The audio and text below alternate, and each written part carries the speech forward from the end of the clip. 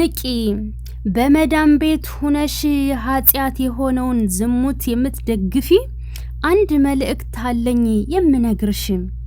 የመዳም ቅመሞች ብለው ጀምሩታል ልብሽን ሊሰርቁሽ። ንቂ በለጋ እድሜዋ ገና ባፍላነቷ ቤተሰብ ለመርዳት ሳትሆን ከትምህርቷ አልቅሳ የወጣች ከናት ከአባቷ ቤት ባህርን አቋርጣ እምትኖር ከሰው ቤት የሰው ፊት ገልምጧት በትዕግስት አሳልፋ አንዴ ስትደሰት አንዴ ስትከፋ ገንዘቧን ለቤተሰብ ችግር የምታውል ለድሃ ለታማሚ እንካችሁ የምትል ይህን በማድረጓ ቅንጣት የማይቆጫት የመዳም ቅመሟ አዛኝ ሩህሩህ ናት። እንዴት እንደሰራሽ ስቃዩን እረስተሽ እድሜና ገንዘብሽን በከንቱ ገብረሽ ብርሽን አትበይ በቃላት ድለላ በፍቅር ተታለሽ። እንኳንስ ባዕድ ወንድ በክህንም አለንጋ ሰርክ ለሚገርፍሽ ቤተሰብም ስትረጂ መጠን ልክ ይኖርሽ። ጉልበትሽ ደግሞ ገንዘብሽም አልቆ ሀገር ገብተሽ ማረፍም አምሮሻል። ገንዘብ ከሌለሽም እንኳን ባዳው ወላጅ ይርቅሻል። ይሳለቁብሻል የረዳሻቸው የሰጠሽ ሁሉ እብድናት ጥርዝናት ነቅላለች እያሉ እብድናት ጥርዝናት ነቅላለች እያሉ። ስላዳመጣችሁኝ አመሰግናለሁ። ይሄ መልእክት ለዝሙት ደጋፊዎች ነው። ሰላም ሰላም ውድ ቤተሰቦቼ ሰላማችሁ ይብዛ። ለዚህ ቻናል አዲስ የሆናችሁ ሰብስክራይብ፣ ላይክ፣ ሼር እያደረጋችሁ ቤተሰብ ሁኑ። ሁሌም ከጎኔ ሆናችሁ የምታበረታቱኝ ፈጣሪ የማያልቀውን ሲሳይ ይስጣችሁ። መጨረሻችሁ ያማረ ይሁን። በሰላም ለሀገራችሁ ያብቃችሁ። እናም ርዕሱ እንግዲህ እንደምታዩት ንቂ ይላል ማለት ነው እና በነገራችን ላይ ዝሙት ደጋፊ ሆኖ አሁን እንግዲህ ሰሞኑን ሄርሜላ ጠፍታለች በሚል እንትን ግሩፕ ከፍተው ብርም እያዋጡ ነው ያሉት ማለት ነው እና ይሄ መልእክት ለነሱ ነው። እናም ትናንትና ማታም ራሷ አይታችኋል። አቤላ ቪዲዮ ከማርታ ጋር ሆኖ በሰላም ያኔ ተገኝታለች አለች ሰላም መሆኗን መገኘቷን ሰምተናል ብለው ኋላ ደግሞ እንደገና እነ ሩታ ታስረዋል እነ ኤፋ ታስረዋል የሚል ቪዲዮ ተለቀቀ። ቀጥሎም ደግሞ ማርታ እያለቀሰች መጣች ወደው ቀርጸው ማለት ነውና በዚህን ልክ በገሃድ የሚያስነቃና የሚታወቅ ነገር እያሳዩ ነገር ግን ደግሞ እሷ ገና የእውነት ሰው ያገታት ይመስል ብር እናዋጣ ብር እንሰብስብ እንደዚህ እንበል ገለመሌ እያሉ ራስን እየሸወዱ ግን ደግሞ ከመዳም ኩሽና ሳትወጡ ህይወታችሁን ሳትቀይሩ የሰው ህይወት አስተካክላለሁ ብላችሁ የምትደክሙ እንግዲህ መንቃት ካለባችሁ ይሄ ግጥም ለእናንተው ነው ማለት ነው፣ ለማንም አይደለም። እና እንግዲህ በቀጣይ ሩታም ልጇን ተረክቤ አሳስራታለሁ ሲል ነበረ አብርሽ ማለት ነው። እሷ አትታሰርም፣ ምክንያቱም አክተር አይታሰርም ማለት ነው። ገባችሁ? እና አቤላና አቤላ ስምህን ሞት ይጥራው ማነው ስሙ ዳኒና ኤፋ ደግሞ ዛሬ እንግዲህ ይወጣሉ ይፈታሉ ከጨለማ ክፍል ማለት ነው።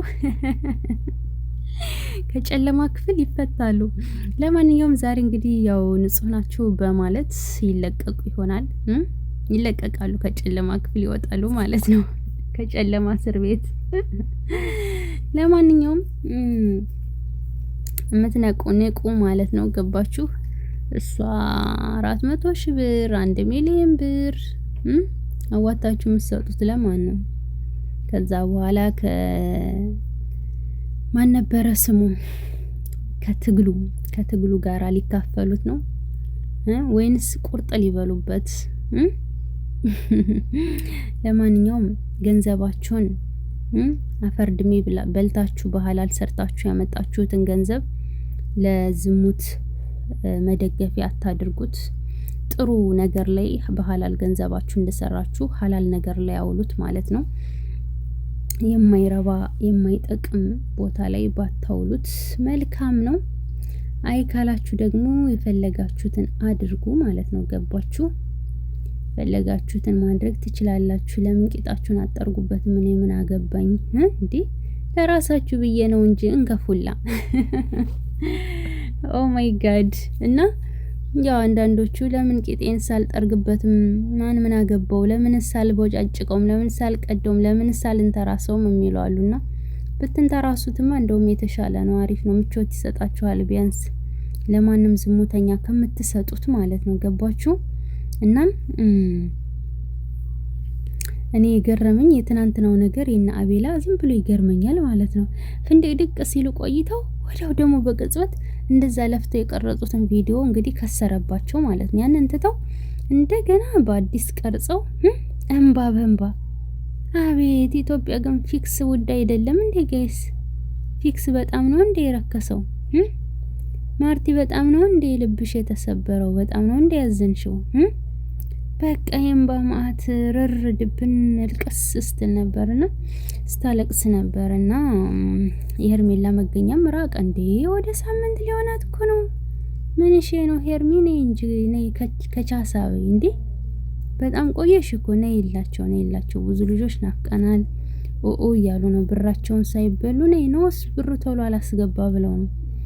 እና አብርሽ በውስጥ ሄርሜላ ከተፈታ ብር ከተከፈለ ሄርሜላ ትፈታለች ብሏል እያሉ ነው አሉ። ብር እየሰበሰቡ ያሉት ነፍስ ሃይማርም የምር በስደት ያሉ እህቶቻችንን ግን እንደዚህ ማድረግ ጥሩ አይደለም። ሀቢባ ራሱ ጌም ስትጫወት ኢብን እየረዳቻቸው እንኳን ማለት ነው ጊፍት ልስጥሽ ብትሉኝ እንኳን የመዳም ቅመሞች አልፈልግም ነው የምትለው። ሰሞኑን ራሱ ትናንት ወዲያ የኔ እህት አንቺ ሰተሽ አታውቂም፣ ሌብልሽ ዜሮ ነው። ግን ደግሞ ምን ሊሆንሽ ነው አንበሳ ስለመግዛት የምትጠይቂው? አርፈሽ ስራሽን ስሪ ያለቻት አያችሁ። ከዛ የሆነ ኤርሚ የሚባለው ራሱ ጆን የሚባለው ነው እንጂ ማንም ይስጠኝ ማንም ሲል ከመዳም ቅመሞች ልትቀበል አለችው ማለት ነው።